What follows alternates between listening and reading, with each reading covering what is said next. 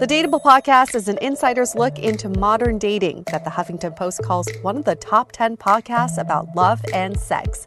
On each episode, we'll talk to real daters about everything from sex parties to sex droughts, date fails to diaper fetishes, and first moves to first loves. I'm your host, Yue Xu, former dating coach turned dating sociologist. You'll also hear from my co-host and producer, Julie Krafchick, as we explore this crazy dateable world. Hello, friends. Welcome back to another episode of the Dateable podcast. We are back, and the first two episodes of the season have been so stellar. We're so happy to get the feedback we've been getting. Some of you have said they've been eye-opening, life-changing, super insightful. So we're going to keep it rolling. We are, but I'm glad this week we are keeping it rolling in the sense of eye-opening and life-changing, but it's a little lighter. I feel like we got a little lighter tone. We have Will, who's going to be taking us through meeting his current wife on a solo trip, solo travel. And we did a poll in the Facebook group of the topics that people wanted the most this season. The number one topic was how to meet people in real life. I feel like we are just starving to meet people in real life after this pandemic. Starving is an understatement. On one side, wanting to connect with humans, and on the other side, forgetting how to communicate and connect with humans. I'm definitely struggling with the latter. I went to something over the weekend and I was in a crowd, and Julie, I almost ran out of there. I didn't know what to do. I didn't know if I was supposed to say hi and make eye contact with people. I really felt out of my element. Yeah, I went to a concert recently. Oh my indoors. Gosh. And it was a lot of people at once. There were also a lot of teenagers. You apparently get an X on your hand if you're under 21, and they started moshing. Oh my gosh. 90s grunge is back for teens. Okay, have you watched Euphoria at all, Julie? I have not. Okay. I've heard of it. All right. So if anybody who watches Euphoria, you probably walk away thinking, oh, teenagers are like that. And then you look at the actual teenagers in real life and they're all like pimply face, little dorky dipshits. You're like, oh, okay. Teenagers aren't actually like what they portray on TV, because on Euphoria, they're probably like 30, trying to play 16-year-olds. I forget that. I felt old as fuck. That's for sure. But it was good because music is important to my partner. So I was being a good girlfriend and going to this concert. What was the concert? I don't even know. I forget. That's how much you care. That's love. I do. I forget their names. That's like when I go to basketball games with my partner. I'm like, who's playing? I don't care. Okay, in my defense, he bought a ticket to this music festival, and a lot of the people were unknowns. So it wasn't even like he went wanting to see these people per se. Oh, I see. Okay. But he probably likes the undiscovered, underground, independent artist. Yeah, and I just know Rihanna kind of thing. Yes. Okay. I get you, girl. I get you. I think the only crowd I can be around is a stand-up comedy show. I realize I really missed that. And last night, Julie, I almost texted you because I watched Bernice E on on a virtual improv stand-up show where it's called like First Impressions or something like that. And after everyone goes, you get to vote for them. So then if they win, they can appear on the next rendition of that show. So she won. She was one of the four winners. And she gets to appear again in the next show. And she's phenomenal. I forget, I'm so happy we had her on our show. We've also had people write in and say, thank you for introducing us to Bernice. She's so funny and just so insightful and just very likable person. So I would watch her in person. Oh, for sure. For anyone that forgets that episode, it was the pressure to settle down. And it was all about how you're left over past the age of 30 in China. And she's hilarious. It was the lighthearted comedy that we needed on a very deep, cutting topic, I think. Yeah. And I went down this stand-up comedy rabbit hole because I crave it so much. So our guest for this episode, Will Rocklin, is also a stand-up comedian. You can find his material on YouTube, and I just watched all his stuff. I just went through it all, like hours of it. And fun fact, he is a friend of Yue's, or her friend's husband. Yes. And I think you said, you were like, well, we talked about, we were brainstorming, okay, people really want to hear these IRL meet cutes to try to get inspiration of how we can meet more people IRL. And you said that you had the perfect guest because another thing we had talked about was the rise of solo travel, especially after the pandemic where travel has been taken away from us for so long. We feel like a lot of singles are just going to be like, fuck it, I'm going anyways by myself. I'm good. And this is the perfect opportunity to meet people. So this was the best hybrid of those two topics. And he's humorous, which I love his sense of humor. He makes my friend very happy. So I'm a big fan of Will's. But this is the state that we're in. It's like trying to get creative with how we meet people in real life. And how do we find that human connection? And as life goes on, you never know what it throws at you. So I guess that's my transition to you, Julie. How is the egg freezing going?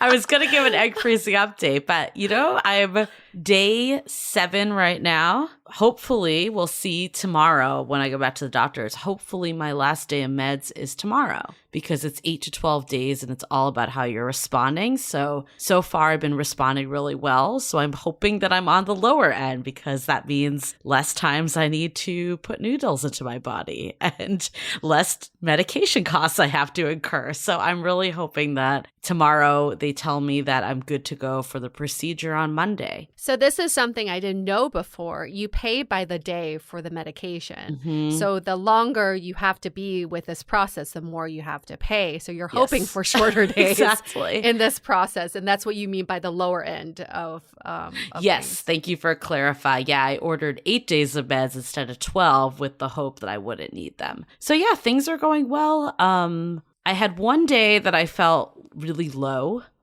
And I definitely was pretty hypersensitive to some things my partner said. I think all the stress of just a lot that's been going on in our world came to a toll for me. I believe it was the hormones kicking in. I don't know for sure, but it probably was. But outside of that, honestly, I haven't felt that bad. There's been some days I've been extremely lovey-dovey.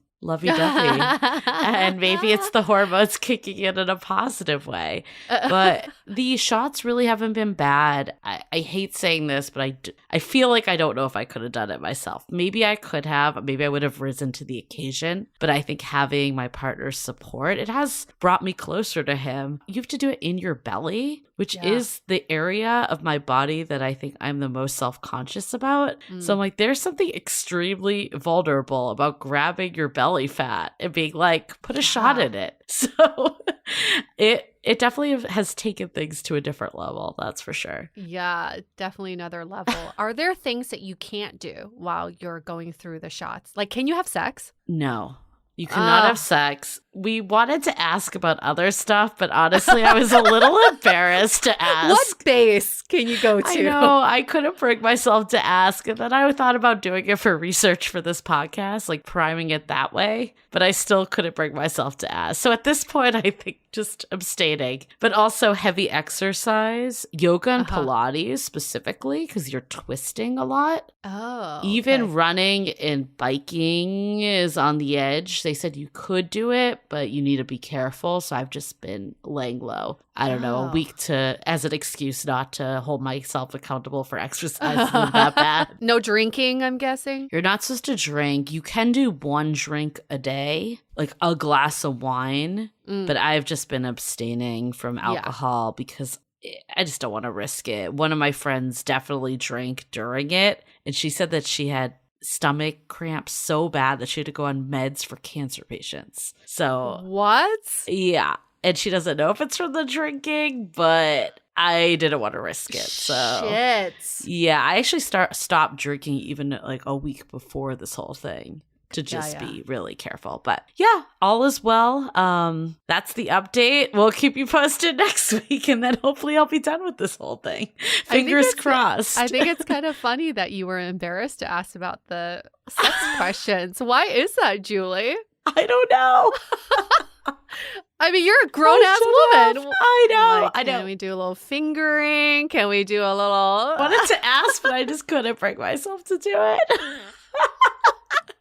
So if anyone knows the answer, write in. Please tell us. Maybe I'll grow some Maybe I'll have, I don't grow know. some bigger vaginas? Is that I was like, what was I going to say? I was like, I don't like using grow some balls. I hate that. It's just a gross term. But grow a bigger clit and ask the right questions. I mean, aren't I doing that? But anyways, that's the update. I wanted to ask you, Yue, going kind of back to our topic. I was curious, like, have you ever met someone on a solo trip or on a trip in general, like someone romantic? Oh, yeah. Oh, yeah. Okay. I had a whole relationship with someone in the UK. I do remember that. I actually do remember that. And then you got back and you're like, no. No. So it was just so wild. I went to the UK for work and I was filming a show over there. And I went on Tinder just for funsies. So I'm really into John Cusack. For anybody who doesn't know, John Cusack, I would leave my partner in a heartbeat for John Cusack. It's a known fact, okay? He knows. I know. The whole world knows now. And I met a guy on Tinder named Jim Cusack. And I'm like, close enough. James Cusack, but went by Jim. And I was there for 3 days. We had a 3-day romance. We did the whole thing. Like, we went on dates and we had a sleepover. He met my coworkers. And then I had to go away. I had to go to another part of Europe for a few days. And I came back to London. And the whole plan was when I come back to London, we would meet up again because there was something so special. And I think as soon as I left, I already knew that this was not going to be anything special. But he was willing. He was like willing to move to the US or willing to have me move there. We had this fantasy romance that was really wonderful in the moment of the place and time that it happened, but definitely was not a reality once I left. Was that the only time that happened, or did you have other times? I think that was the only time that it was like a very substantial romance. And that was the closest I'll ever get to John Cusack. You never know. John Cusack could be listening right this minute. Ready to go. I'm ready for you, John. I'm so ready for you. You know, I've actually never had a vacation romance before, ever. Not even a hookup, nothing. And I think it's because I'm way too logical with some of this stuff. I think I know what it is. I viewed it as a waste of time. I was kind of like, well, the odds of this turning into anything is slim to none. So if I'm going on vacation, I want to experience the trip that I'm doing and the experience and be with the people I came with. I think I compartmentalized a lot. And I like that this story that we're hearing today actually proves me wrong, that you can make something happen. You just don't know where life is going to take you. And every opportunity to meet someone is an opportunity, whether they live in your city or they live a zillion miles away. And what was ironic too, we'll get into this with the story, is that even though Will and his now wife met in Europe, they had a lot of cross connections. They had a lot of cross connections in San Francisco and New York. And there were so many, it was like, this really is a small world. And I think we forget that sometimes. It feels so random to me that I compartmentalized it. I think that makes a lot of sense. But at the same time, what I really love about meeting people on vacation is that all your expectations are thrown out the window. Yeah. And you don't have any pressure on anybody. Like in dating in real life, I feel like a lot of us are spark chasers. We're chasing that spark. Is this going to be a spark on this date? Is this going to be chemistry? But when you're on vacation, you don't give a fuck. You're like, I just want to meet someone who's local, have a good time. And I feel like that organic chemistry can happen a lot easier in those situations. But I agree, logistically, it's not as viable, but we've seen it happen and it could always happen. Yeah, I think just keeping an open mind and doing what's right for you. And if you're on my boat, maybe after you listen to this, you'll have a different perspective. And that's what Dateable's all about. Yes, opening up your perspective. Should we get to our question? Because I'm dying for this question. This one's so good. Let's do this question. This listener wrote in and said, I'm having a hard time being single. How do I embrace singlehood as much as some other people like to? Yeah, we've talked about this too. I think there's a difference between embracing singlehood and there's also this way of thinking about embracing where you are today. is where you're supposed to be. I think it's not so much about embracing the fact that like, I'm celebrating, I'm single, look at me, I'm a single independent woman or a single independent man. It's embracing the transition or the state of being that you're in. And one of the best ways of embracing this phase in your life is to think like, what are the things that I get to do while I'm single that I don't get to do when I'm in a partnership? And I think one of those for me would be everything being on my own time. You know, I can do whatever I want, whenever I want, without accommodating someone else. That is the freedom that you get to experience when you're single. I was just pulling up a post that Coffee Meets Bagel put up the other day, and it says both are true. Being single sucks, and being single has unique things I can't do in a relationship.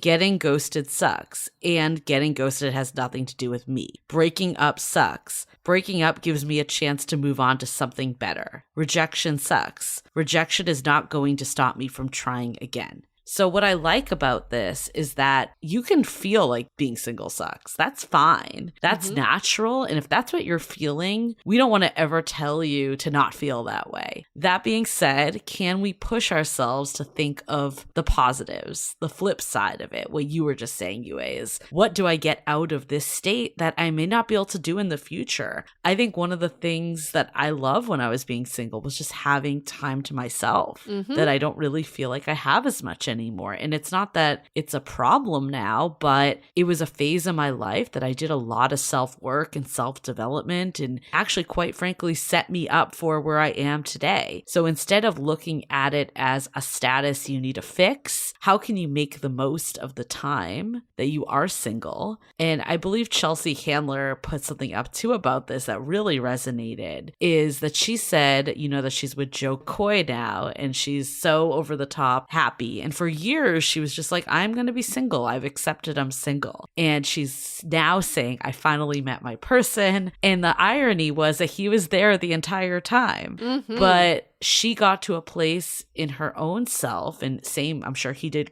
self-growth too, that got to them together. And she had a video up that said the single most important thing you can do while you're single is becoming the best version of yourself. And that doesn't mean that you need to be perfect or you need to be, you know, X, Y, and Z that you're not. It's just, how can I get a little better every day? And what we've said, become the person that you want to date. And I think if you can embrace singlehood as a season and not that there's a flaw with you, there's something wrong, it's just where you are current day and what can you do to make the most of it. Normally, people like to view singlehood as a transitional period in between relationships. It's like, oh, I'm on my way to my next relationship, so I'm single during this period. What if we switch the thinking and think about relationships as the transitional period in between us finding ourselves and having a relationship with ourselves? So it's a state of being that helps you understand yourself more in relation to the rest of the world versus like you seeing the world in relation to your partnership, right? So I think it's just like the shifting that mindset and thinking about this as you're exactly where you're supposed to be. Yeah, I mean,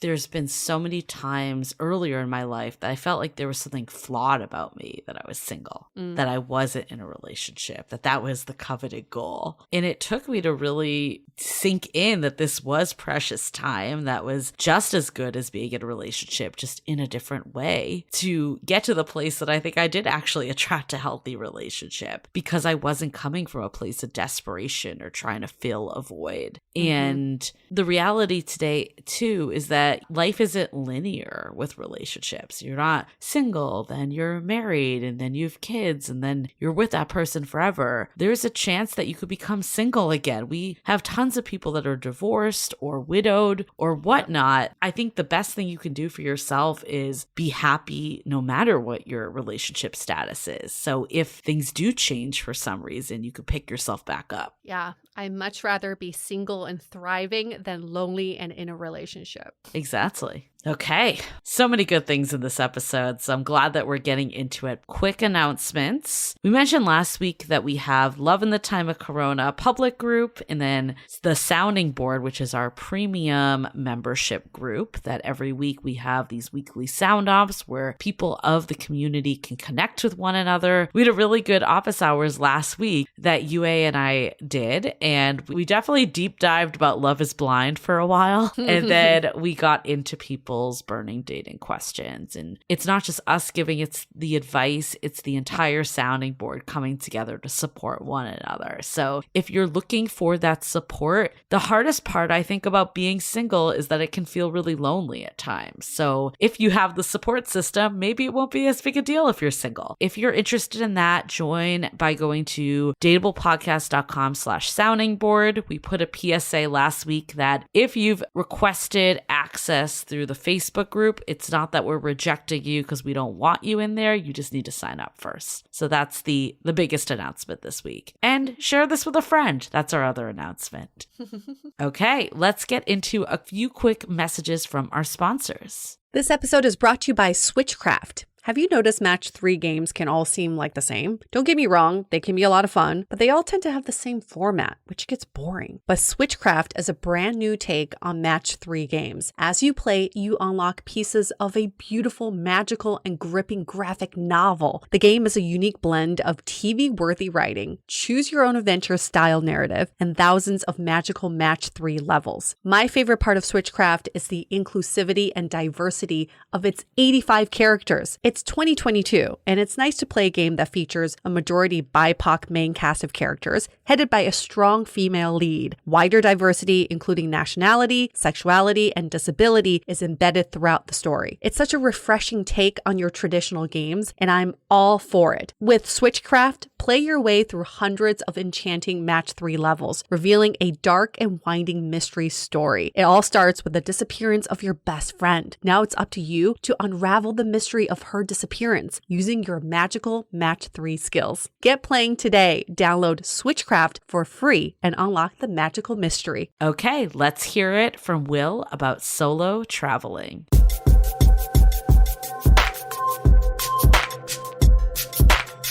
Solo travel. Solo travel used to be the thing you do when you have crossroads in your life, or you just graduated from college and you want to take a few months off before you get into the real world. But we've decided and we found that in 2022, it's a new trend for singles to do solo travel as a way to not only get themselves back out there on vacation, but to meet other singles who are also solo traveling. But our guest today, Will, did solo travel before it was a thing. You can call him the grandfather of solo travel. Just kidding. You're not. They've been doing solo travel for a long time. But Will has such a great story about how his solo travels have actually led him to his now wife, who's a good friend of mine. So welcome, Will, to Dateable. Thank you so much. It's great to be here. Hello, everybody. Welcome.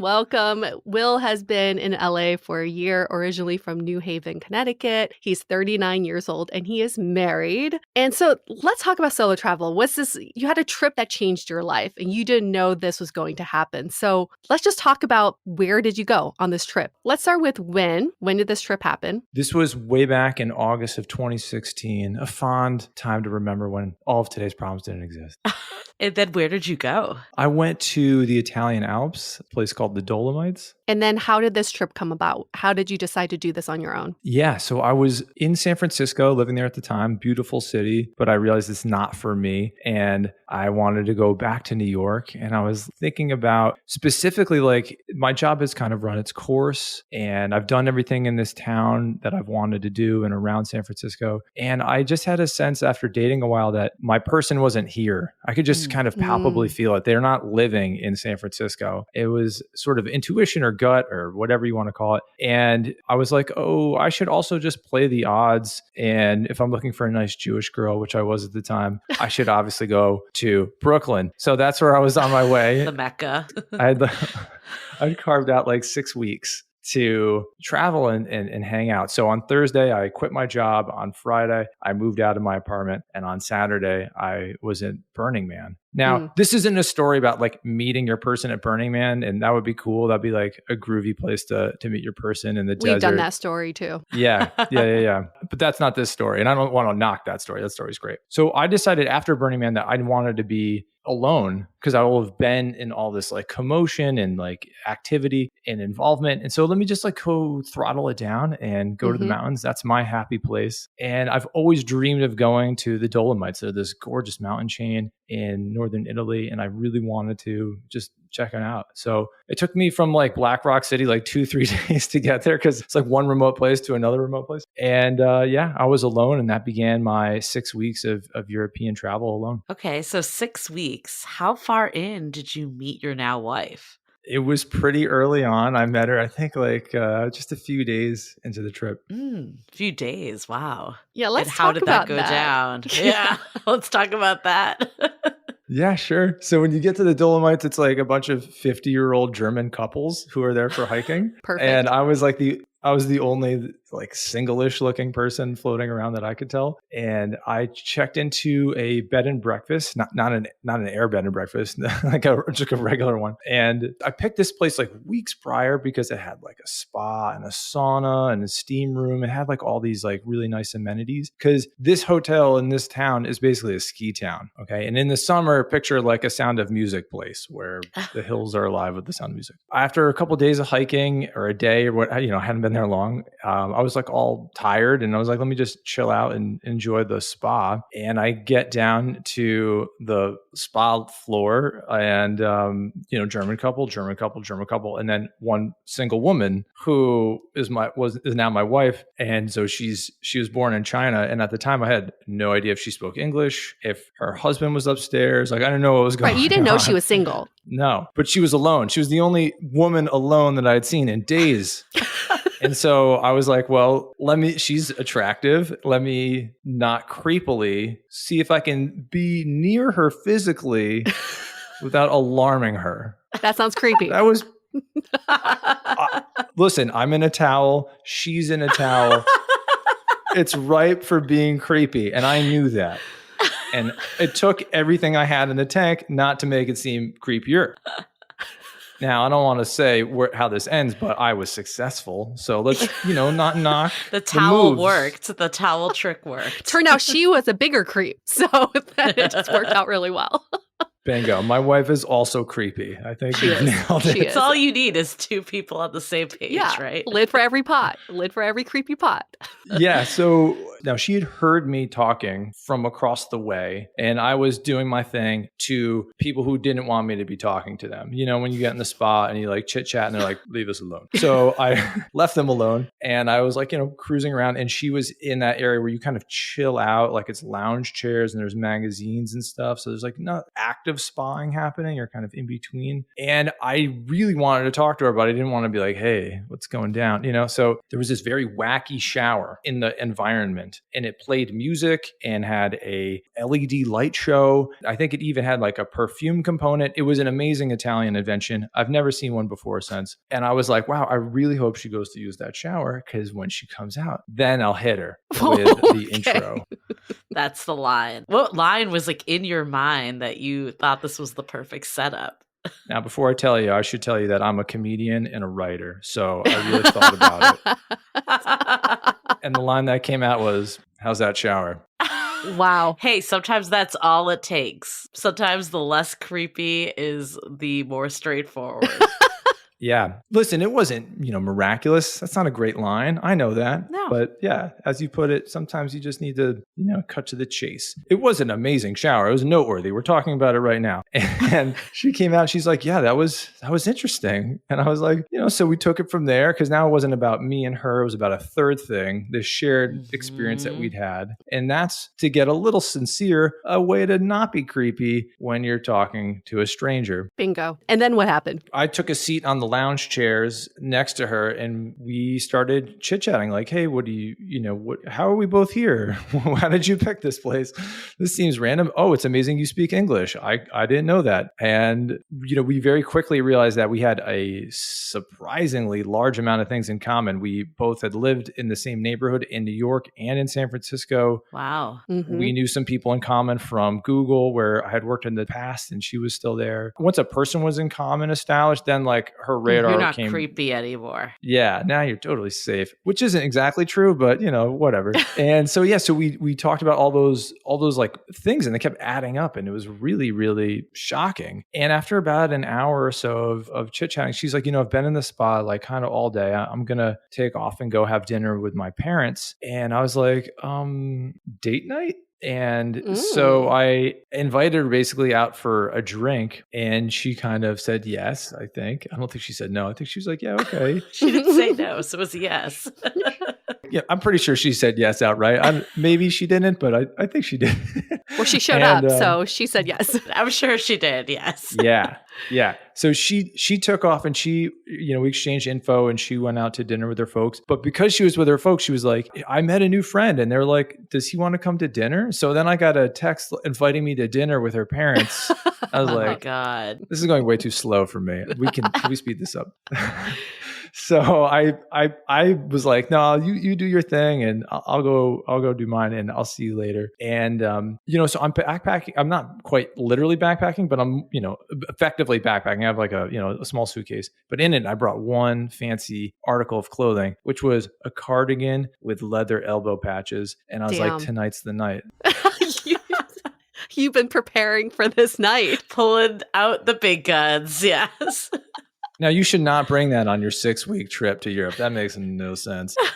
But for some reason, I brought it, and I was like, this is it. When else am I going to wear it? I come down the stairs. She's already there in the lobby, and I'm wearing this camel-colored cardigan with a white button down and jeans. And she's like in flip-flops and shorts.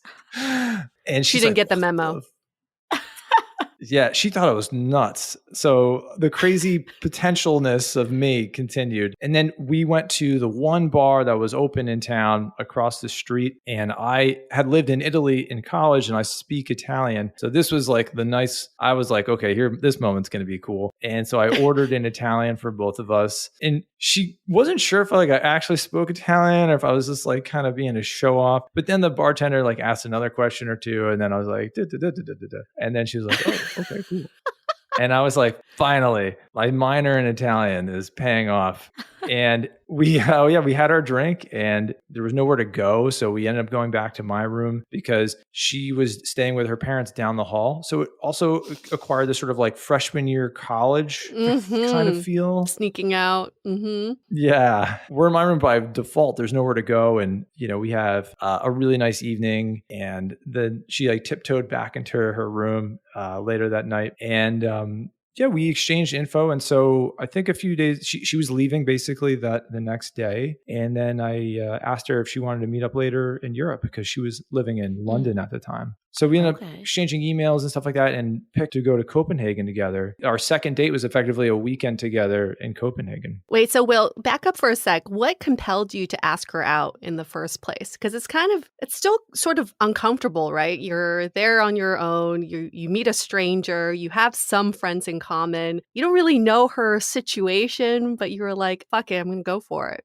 There's like a moment of choice, I think, that you always have when you meet someone new of like, am I going to like let the fear win, or am I going to just go for it? Right? Like, what are we alive for? I'm not in a towel in Italy with a vision of coming here to play it safe. Right. There's nothing that could happen that's bad, right? Like maybe it doesn't go great, but I was going to be, watching Netflix in my room alone anyway. So it's like, why not? And when you first met, when you were asking her out, was there this feeling like this is something romantic, or was it more just what you said, the other option is I'm by myself? Well, it felt like kind of like we knew each other already. It was one of those. So I'm not sure how much trepidation there was on either of our parts, because there was just an eerie amount of things that were racking up really quickly in us knowing each other. including the fact that it was so crazy that we were meeting here when we pretty much concluded that we had been at the same party at one point.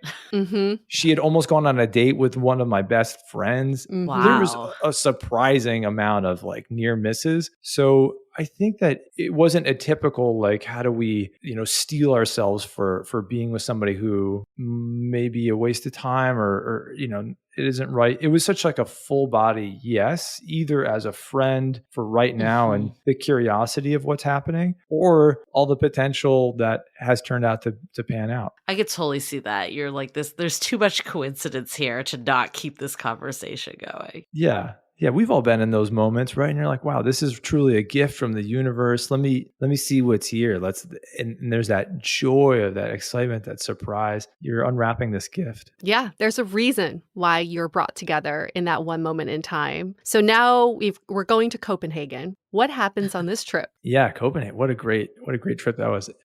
Her plane arrived late and I wanted to go do something. Like I had a friend who lives there and she was like at a concert and she's like, come with me. And then I was like gonna miss Amy's arrival. So I made like a little welcome basket of snacks and things. Because I was like, this is such a leap for her to come to meet me, still a stranger. And I was like, I need to like warm the place a little bit so she feels like really welcomed and cool. And so I just like ran, this like sort of like really fun errand, which I've repeated now ad nauseum so many times as a husband that like anyone in a serious relationship has done for their partner of like, let me get you a care pack. And so it's your thing now. Yeah. Yeah. So I pull all these like things together, not knowing her. And it was really fun. I remember like pretty vividly being the story, being like, would she want this? Or like, should I get the goldfish? Or like, what is this Copenhagen thing? Like kind of piecing it together. So I make all this and I leave it in the room and I write her a note. And of course I told her like, hey, I'm going to go to this thing. And she's like, cool, I'll come meet you there. Oh, you guys are sharing the same hotel room. Yeah, we're in the same hotel room. Yeah. Oh, it's serious. I got to ask, because I'm so curious. Did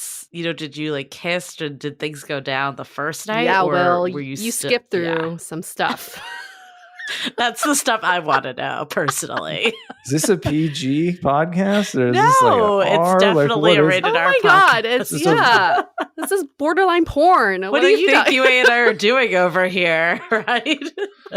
Since you asked, yeah, you can just cue like the bow wow wow thing. Okay. Like you can just play that in your mind. Like, okay. It wasn't. We weren't trying or planning, or I had no hopes of doing that. I'm actually a little like prudish. Maybe you noticed because I left this whole story out. This part of the story out. You got caught up in the moment. But yeah, we had this really beautiful kiss in the stairs of the hotel. It was like a really nice staircase. Even before she came up to the room, it wasn't like we like tore each other's clothes off when we got in there. It was just like we were just kept hanging out and it felt really, really nice. And then it was like you leaned in for the kiss and that felt good. And then everything felt good. So we just, kept going basically. And and so then in Copenhagen, there wasn't a question about one room or two. That was right. Like, it was already established. Yeah. I mean, I figured as much because after one night did you derail your trip? Like, were you already planning on going to Copenhagen, or was this kind of a deviation because of her? I had the no plan for a chunk of it. Beautiful. I love doing that as long as my anxiety can like hang on, because I definitely have like a lot of that and want to make sure everything's going well and smooth. But there was a large amount of it that I left totally open to fate. So I picked Copenhagen because I knew it was a good flight for her and for me. There were some other options I was looking at and they were all harder for her. So I was like, let's do Copenhagen. I don't know if we established this yet. She did live in London at the time. So she wasn't exactly like traveling from the States to go to Copenhagen. Just want to clarify. But still going somewhere to meet you, like there's still a clear level of intent that's happening there. I guess like at this point, did both of you think this was something, or was it more kind of just, this is fun, let's see where things go? Because I mean, you still you're planning on moving to Brooklyn, right? So it's like, what's going on in your mind? I think it was just at this point, this is so fun. This is so exciting. This is really special. This is rare. I can't think of many or any times that this has happened. How can you not follow up on something like this? Like, what would hold you back? Again, like that same, like, why wouldn't you feel this out? we had such a connection. It was so clear and so wonderful that I never thought really twice about it. And I think that just by establishing a place that was easy for her and making that clear and her understanding that and being appreciative of it, it started to reveal who I was and what I, not just words, but actions. And it's such a big deal for any, two people are trying to figure out who each other are. And so some of these things that can take weeks or months to surface showed up really, really, really fast for us. And I mean, we skipped the part. Not only was there like a fun night of, romance, but also I ended up meeting her parents the following morning at brunch. And she was like, oh my God, this dude told me he was going to go on an early morning hike. And here he is coming down the stairs. She's like, don't come over here. Don't come over here. And I'm like, oh, hey, I guess I got to go over there. There's no playbook for, I hooked up with your daughter last night. Let me meet you right now. Yeah, it's more awkward if you don't go over, but I could see it being super awkward to also go over at the same exact time. Yeah, now this is the moment, this is that fork in the road where I feel like a lot of people would have gone the way I did not go, which is like, I can just kind of like shirk over here and like quiet and like, do one of these and just hope this goes away soon. But I was like, that doesn't feel right. I got to go in. I got to say hello. Did her parents put the 2 and 2 together later? We don't know, and I never want to find out. That is something we have not ever talked about at Thanksgiving dinner. Yeah. I mean, they're Chinese, and there's some cultural things that we'll never iron out because of that. And I would love to keep this as one of them. I just never want to ever know what they thought. So, yeah. So bring us back to Copenhagen. Yeah. How long is this trip? What's going down? How are you feeling? Yeah, it was a weekend. I think it was a long weekend, and Amy she was coming in from, work and cheating a little bit and working on the plane and then cabs and stuff. And it was amazing because I knew what I would like to do while exploring a new city. And that's kind of like walk around, check out the neighborhoods, maybe go to a museum if that's cool, like eat some stuff, like a mix, like maybe rent a bike. I don't know, like that's kind of what I would do in Copenhagen, right? And then there's this other person with me that I know a little bit, pretty well for how long I've known her for sure, but I didn't know anything. So I kind of like tried to make her feel welcomed and comfortable, as you heard, and then also like kind of just bring her along on what I thought was cool. And then when we were together, let's kind of horse trade or, what do you like? And we'll do that, that kind of thing.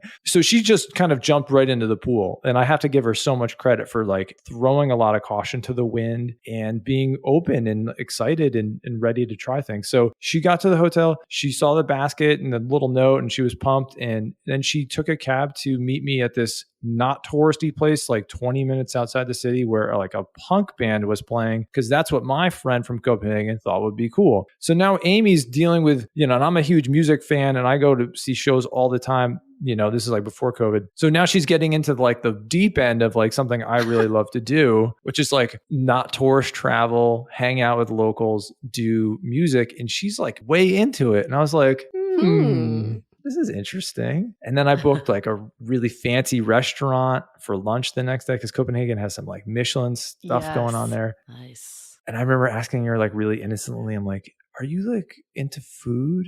And Amy is like one of the most foodie people alive. Like it's like her main thing. And she was like, yeah, I am. And it was like a heat wave in Copenhagen. So everyone's trying to get to the beach and the restaurant calls us and they're like, are you sure you don't want to cancel? Because if you do, we all get to go to the beach. And I was like, no, sorry, we're coming in. So it was just me and her as if we rented out the restaurant. Wow. And it was like 18 people, like including chefs and waitstaff, just for us. Just for you two. It's so fascinating to me because I have personally never done something like this. So I'm just blown away. But when you think of couples travel, usually it's when you're far into a relationship. So you kind of know what the person's into and what they like. And it's so fascinating that you were just saying that you asked if she was into restaurants, that we're pleasantly surprised she was. At this point, I'm still trying to piece it together, but are you like feeling like this is going to be something, or are you still just going with the flow at this point? Just going with the flow. Yeah. Okay. I don't mean to evade your question. I'm so sorry. Just doing my thing, having fun, being present, because in between those, like all the problems I left in San Francisco and all the things in front of me in Brooklyn, I was just super present. I had no pain. It was the most like Buddhist I've ever been because there was only right now. And what was the general vibe of the weekend? Were you two kind of romantic and coupley? Yeah, it started to go there. Like there was some hand holding. I remember we went to a bar and I got some drinks and I turned around and some dude was hitting on her and I was like, you need to leave.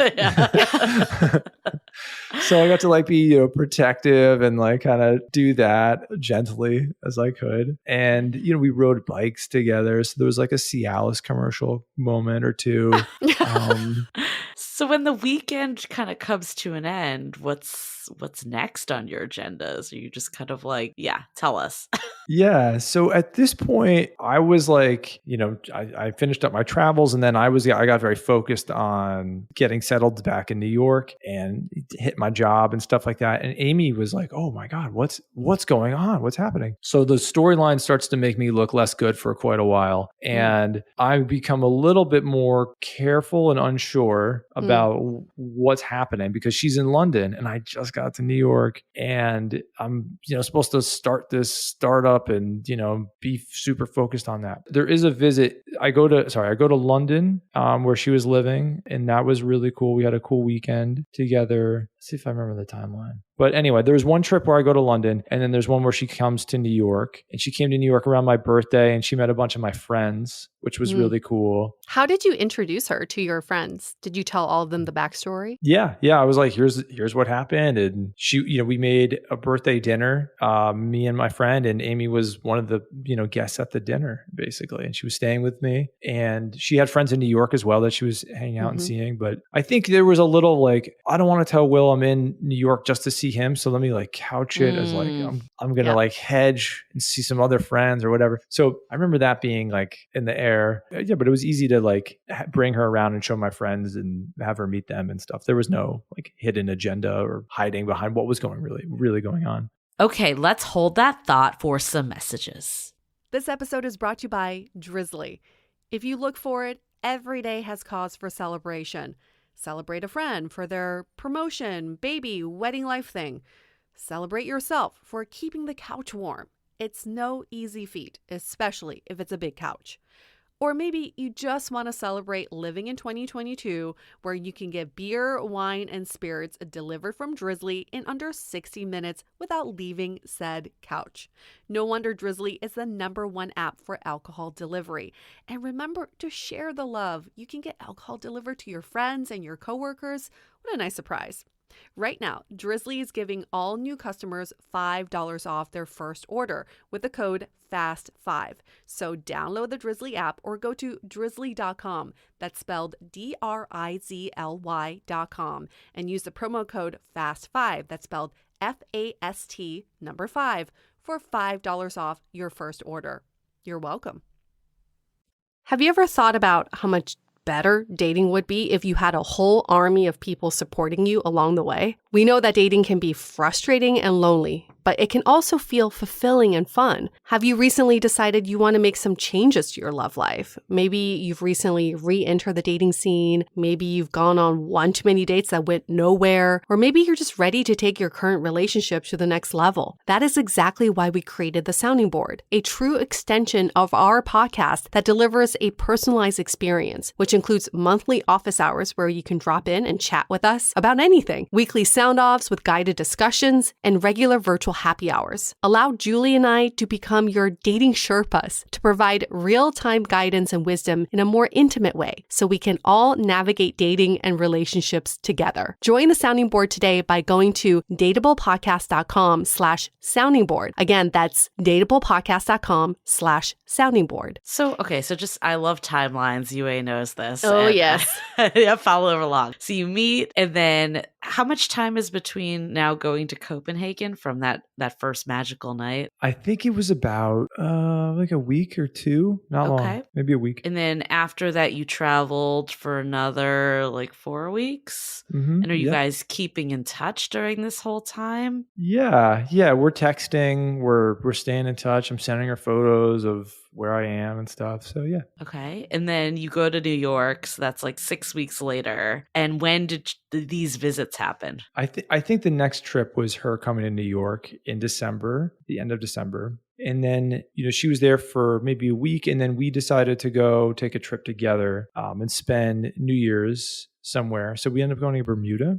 That was pretty cool. And then I remember at the end of that trip being like, what's happening? Yeah. What are we going to do here? Like, not only are we an ocean away, but you are also ready to change your life. Like, you're wondering what's next for you from a career standpoint. And you're thinking about like doing some soul searching and like solo travel. Like, I don't want to get in the way of that. I'm not going to like derail you. And that felt really important to me. And it was sincere and also like kind of connected to a like, I don't want to be in a long distance relationship. Right. Like that's not exciting or I've been in those and I'm cool. I'm good on that. So no, thank you. What did you want, Will, at this time? Were you looking for a long-term stable relationship? Were you looking to find that nice Jewish girl to marry? Yeah, I was ready to find the one, that's why I left San Francisco, right? I was, trying to find her and I was like not really thinking this would turn it into it just because of like timelines and locations. And I think the right person in the wrong moment isn't going to work. So I was feeling maybe a little bit not sure or maybe even pessimistic on the odds of it panning out. And like, did you want it to? And it was just the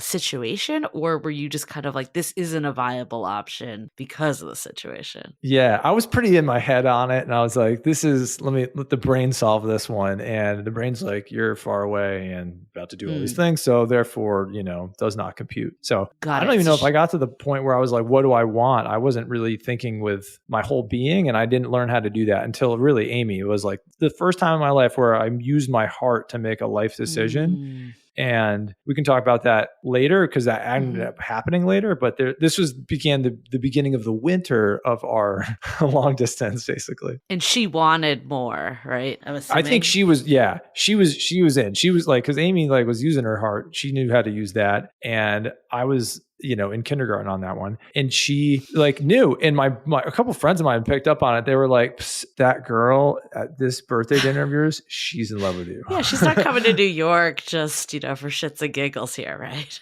Yeah. But there was a long period of uncertainty between you two. And I remember her telling me, because Amy and I went to Copenhagen together. So we also shared this experience. No, we did not hook up. So I'm a little mad about that. But she and I talked about you, and she's like, I think we're just in a very uncertain period right now. And I don't know if we want the same things. And I think she was saying that really to protect herself because she had mentioned you so many times. And I think it was just in her mind, fate had brought you two together. So the winter of your relationship is happening, like you said. What helps you to get out of this slump that you're in? It was a combination of things, but one thing that really stands out in my mind is I would go on dates in New York, or I would see somebody for a week or two. And then Amy and I would get on a FaceTime and I would feel so much more through this piece of glass. And just be like, wow, this is really special. This is something I'm not thinking about. It's just happening. I'm really smiling a lot. I feel so easy in being and talking with this person. And that was just impossible to ignore. And when I was most hesitant in the beginning, she was kind of most like clear. And then we kind of flipped. She did a Vipassana and all this self. What's Vipassana? Oh, Vipassana, a silent 10-day meditation. Oh. And she did a yoga teacher training. Like she did an eat, pray, love thing for a little while. And that like turned her inward. And then I became sort of unimportant or uninteresting or whatever to her, reasonably. And right around that time, I felt something like this needs to change. Like I need to like get, reacquainted with her. I need to do something. And Julie, since you're a timeline person, I think we're now around. Thank you for addressing that. I'm trying to be a good guest here. Maybe around like May. Okay. Don't hold me to that, but around May. Like, 'cause if you have Amy on and she's like, that timeline's wrong, I want to be clear. Whatever she says is more correct. But we both had reason to be in San Francisco, me for a bachelor party and she for a wedding. So we decided to be together in the middle, and that she invited me to this wedding as a guest. So I'd be like her date. That to me, that came with all these things like, oh, we're back on. It's here we go. And I remember her calling me like a kind of 2 days before and her telling me that like we were friends now. Then that was what was going to happen. We were just going to be friends. And this was an invite as for fun, and don't expect anything. Do you think it was that because you weren't like fully committing to doing this with her that she kind of, went to self-protection mode, or even not even self-protection mode, but just this isn't the right person because they're not stepping up? I don't know. Maybe. I don't think it had anything to do with me. If I had been like ready to roll in the beginning, like that would have changed things, of course, I think. But like, I think that she had like her thing to go do and herself to go explore. And she had big questions in front of her that exceeded me and had more, beyond me. Were beyond maybe what she knew. And I'm not even sure if she would say that to you, but that was my assessment. And I really didn't want to get in the way of that. I don't want to derail somebody from like what they wanted to figure out, who they want to be. How did it make you feel when she said, we're going to this wedding as friends, don't expect anything? Fucking furious. Can I swear? Yeah. Yes. I was super fucking R-rated. mad. I was on 6th Avenue and 13th yelling back at her like, what are you talking about? What does this mean? Like, how you're like pulling the wool over my eyes, gaslighting, yada, yada, other phrases that may or may not make sense. But I was very angry. I was like, what do you mean? You're telling me this like a day before? Like, I'm about to get on a plane and go to a wedding and like do the wedding coupley, like performative dance a little bit with you. And you're now like piercing that bubble. Why would you do that? That was the first time I got mad at her. And it was adorable in retrospect. According to you. She was surprised. Yeah, according to me. She was surprised that I was mad. And I remember being like a little weird on the plane, being like, what am I flying into? Am I an idiot? Is this like a waste of time? And I got to the airport, like kind of like cold and standoffish. And she like she was like, hey, hi, a huge big hug and like gave me a kiss on the lips. And I was like, we're doing that? We're kissing on the lips? Like what's going on right now? So I was really confused. And then we had a good time at the wedding. We had an okay time in San Francisco, but like, generally pretty good. Why just okay?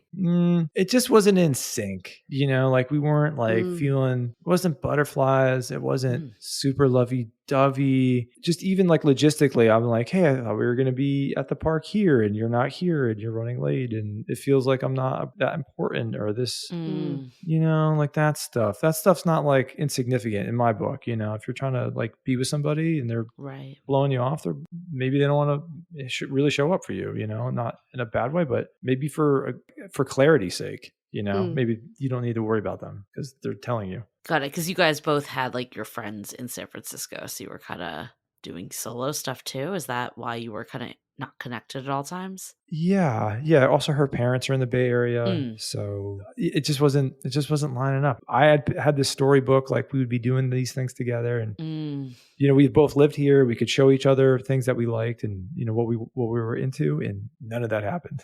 Were you two staying in the same room together? Mm-hmm. Yeah, okay. We were in a friend's apartment who was out of town. So we were there and, we did hang out together. We were trying to hang out, trying to be together. We did have fun together, but it just, something was off, it wasn't magic anymore. So what turned things around? Clearly you're married now. How did things, move to a committed, serious relationship? Yeah. So we left San Francisco and I was like, okay, this is going great. And she's like, no, it's not. It's not going great at all. I was like, oh, wow. Okay. I'm really wrong. I could feel her continuing to pull away, back in London and me in New York. And I just got very, very like my heart took over and was not pleased with what was going on. And it was basically like, she doesn't get it. You need to tell her in a really clear way that she can't misinterpret. Because I would say things to her like, hey, I really care about you. And she'd be like, okay, I got to go. And like, or I would share what I was feeling, and she was closing. The door was closing, that Indiana Jones moment. And I was like, I got to go slide through that door and not lose my hat in the process. So this is also embarrassing. So I had to use Italian earlier, and I also played the guitar. I had to write a song to reel her back in. I have really never done that before. I know that sounds impossible, but I've been playing the guitar for a long time. And this is the first time I wrote a love song for a girl. Wow. It came through me. I wrote lyrics that I didn't even think about them. I was like, here's how I feel. And I recorded it and I sent it to her. I didn't know what would happen. And then at first she was like, what is this? And I don't really know or care. And then she listened to it again and again and again and again. And then she realized that it was real, that I really loved her. And that's what I was saying to her. Oh, so in the song, you professed your love to her. Not outright. But walked up to the door and was like, "This is how I feel. We're supposed to find out if this is real love." Got it. Huh. Okay. So I mean, I've lost track of timelines a little, but this is probably about a year later, right, from the trip. This is a lot. It feels like a lot of time's passed by. It's about we're closing in on a year, Julie. Thank you. Okay.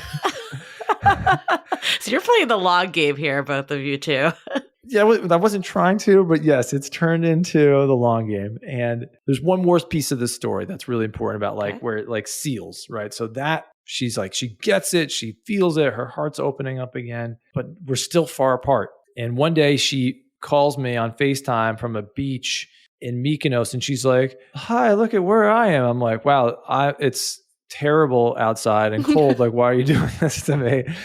And then her friend, who I had not met, this beautiful person named Hannah, takes the phone and she goes, "You need to get over here right now. I don't know what you're doing, but yes.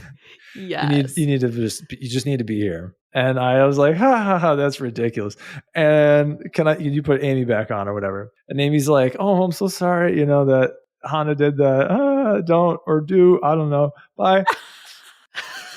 Don't or do. Okay. But look, again, another kind of invitation from the universe. This is something I would never do. Go to Mykonos for the weekend. That sounds beautiful. That sounds awesome. That sounds like what other people do. And for me at the time, oh, that's what glamorous, annoying people do.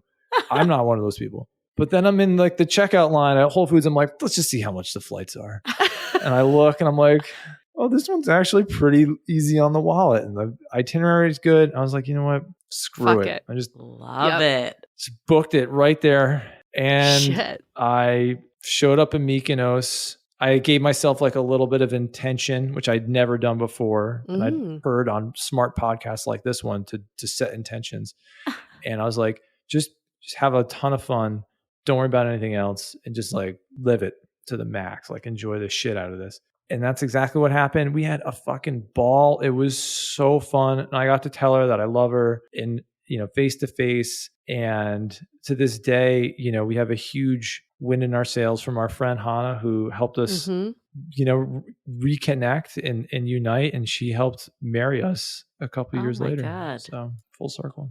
Wow. I feel like we need another whole episode to ask you how things actually went from this to marriage. But I guess if you could give us maybe a very high synopsis, how did you go from still living way not close to each other to building a life together? Yeah. The short story is Amy quit her job and she moved to New York and she moved in and I was like, just move in with me and we'll figure this out really quickly if it's going to work or not. And at that time, I think we were 35, 36. It's we don't have a lot of time to waste if we want kids, which we do. So let's just hurry up. And I know that's crazy, but just move in. And she did. And it basically has been working out beautifully.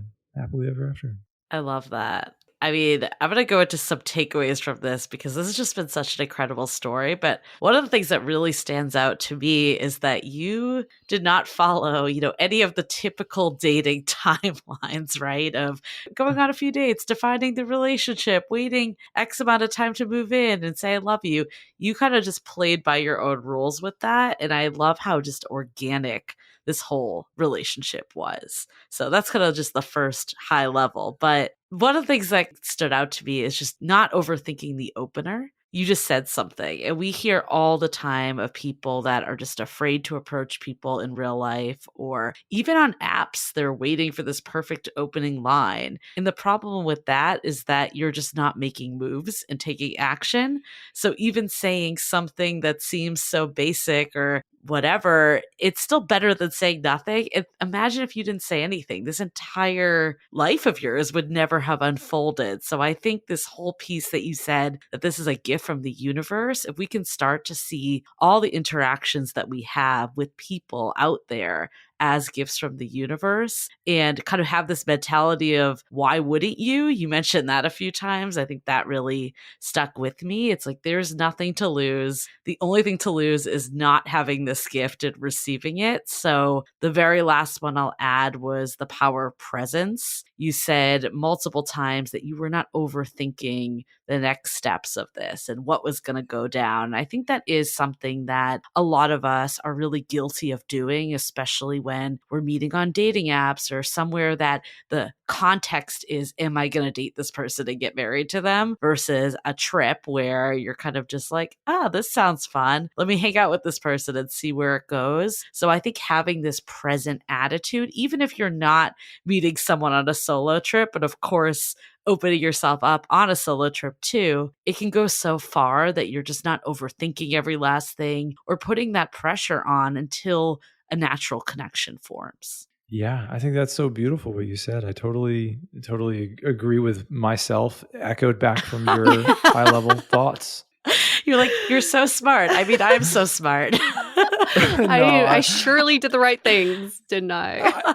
I would have changed how long it took if I could go back. It didn't, I was overthinking too much, or just, I had my quote plan. And one thing I have learned since being with Amy is your heart knows all these things that your brain will figure out that it knew eventually, like it catches up to your heart. And when I have listened to my heart, or my gut is what told me to go to Italy in the first place, to go be able to meet her. When the heart and the gut tell you to do something, like, you should really try to listen to that and let that tell your brain, like, hey, well, you that's why you're around, because you're going to figure it out when we get there, and you'll make sure it's safe and fun and cool. And that's what the brain's good for. I love that. I think so many times we overthink and justify why something won't work, opposed to just doing it and making it work. And that at the end of the day is commitment, is making things work. Yeah. I think also with like the opening lines, I'm a stand-up comedian, so I understand the need for a good opener, right? But I think you could just go in with like, hello, this is my opening line. I mean, if it's that or nothing, right? It's like, yeah. The reason why you didn't overthink it. So this is what the irony I find in your story is, that you went all the way to Italy to meet a woman that you would have probably met in the States somewhere, either in New York or in San Francisco or through friends or at frickin' Burning Man that she goes to every year. So it's funny that people always think their city is to blame, and you were in the middle of a transition of leaving San Francisco, when it ultimately falls on our mindset. And I think your solo trip brought out this really courageous and playful and sort of curious side of you that sometimes is not our default behavior when we stay in our own cities. So what happened on the solo trip was that you're like, fuck it, I'm going to go to the spa on my own. Fuck it, I'm going to wear this towel. Fuck it, I'm going to talk to this girl. Yep.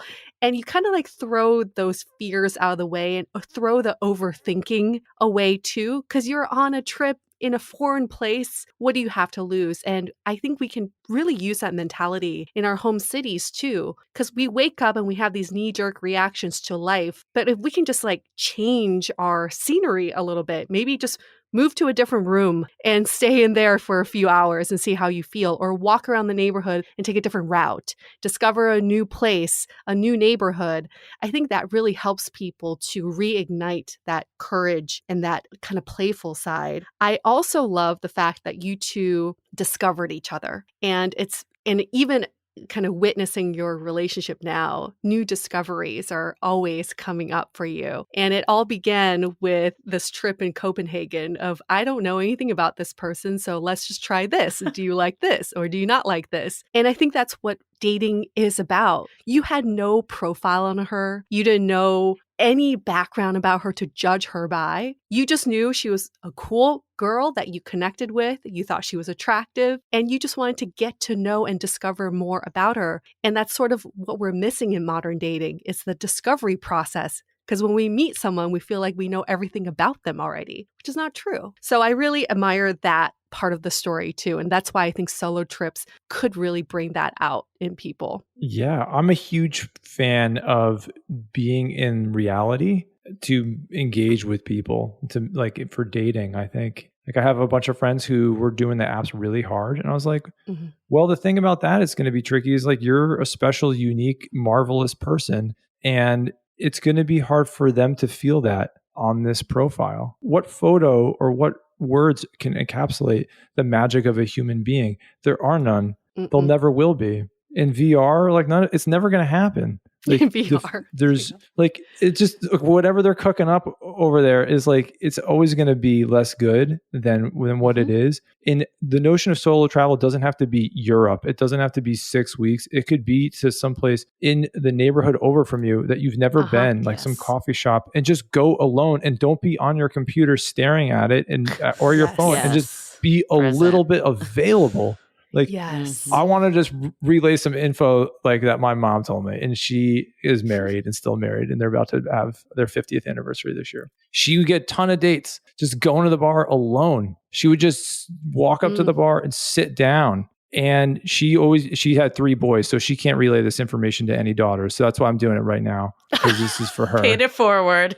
Paying it for you, Mom. This is a direct quote. If you are a halfway decent looking person, you can go to the bar alone as a lady and guys will be falling all over you. And you know what? I would love to see somebody try that, because I think there's a lot of value in that kind of advice. Doesn't need to be a bar, but like, if you make yourself a little available and like feel that discomfort and be like, okay, I'm just gonna be here. But I'm open and I'm like cool with it. I think a lot of amazing things could happen. Yeah, we had one of the moderators of our community do this all the time. She's the queen of master dating. That's what we call it over here. And I think a lot of us justify to ourselves that no one meets in real life anymore. No one wants to, like, especially in COVID times, it's so difficult. But she had no problem meeting people wherever she went because she was putting herself out there in that situation, not in a gaggle of like 50 girls either. It's just impossible for anyone to break through a group like that. So I think so many times, again, it kind of goes back to like this mentality of we can think about all the ways it won't work, but we could just do it and make it work, opposed to overthinking it also. Yeah.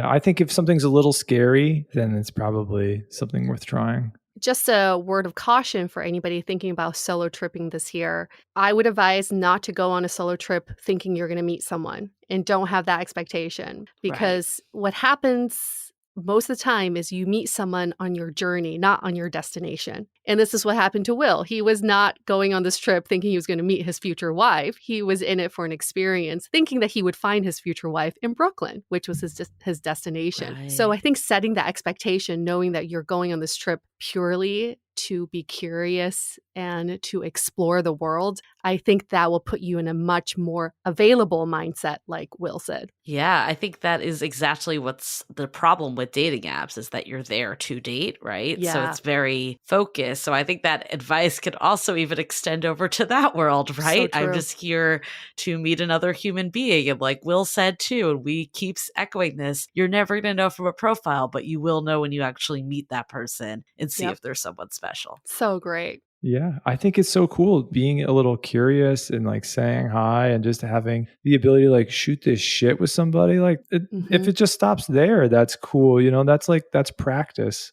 you know, and you get like your feet under you a little bit. Like, I think that's a lost art a little bit, you know, like when I get into an elevator, I'm like, cool, captive audience. They're stuck here. So what should we say? You know, what would be like fun? That's me. That's how I kind of like get some kicks. But like, I think that playfulness can be, that idea of it can be brought into this whole arena and change some outcomes for people. Yep. Date like a comedian.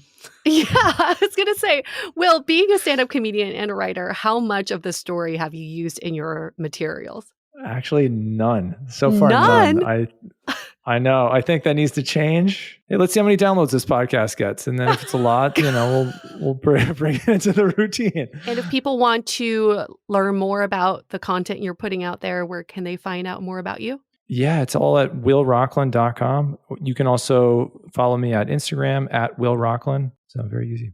Awesome. Well, thank you so much for joining us, Will. This was an incredible story. I hope it gave people a renewed sense of faith that you can meet people anywhere, and the world is a much smaller place than I think we think a lot of times. Yes, it really is. Yeah, thank you guys. Thanks for coming on our show, Will, and for all of our listeners. Hopefully this inspired you to do something out of the ordinary. Push yourself outside your comfort zone. Maybe go on a solo trip, or maybe just go somewhere solo for a few hours and see what that feels like, because you never know what can happen. And while you're on this solo trip, feel free to go into Apple Podcasts and give us 5 stars and write a nice little review, because you'll have the time to do so, and it looks like you're busy doing something and not awkwardly Best just sitting solo there. Trip ever, right? All right, we're going to wrap this up. Stay dateable. Dateable together. The Dateable Podcast is part of the Frolic Podcast Network. Find more podcasts you'll love at frolic.media/podcasts. Want to continue the conversation? First, follow us on Instagram, Facebook, and Twitter with the handle @DateablePodcast. Tag us in any post with the hashtag StayDateable, and trust us, we look at all of those posts. Then head over to our website, dateablepodcast.com. There you'll find all the episodes, as well as articles, videos, and our coaching service with vetted industry experts. You can also find our premium Why series, where we dissect, analyze, and offer solutions to some of the most common dating conundrums. We're also downloadable for free on Spotify, Apple Podcasts, Google Play, Overcast, Stitcher Radio, and other podcast platforms. Your feedback is valuable to us, so don't forget to leave us a review. And most importantly, remember to stay dateable.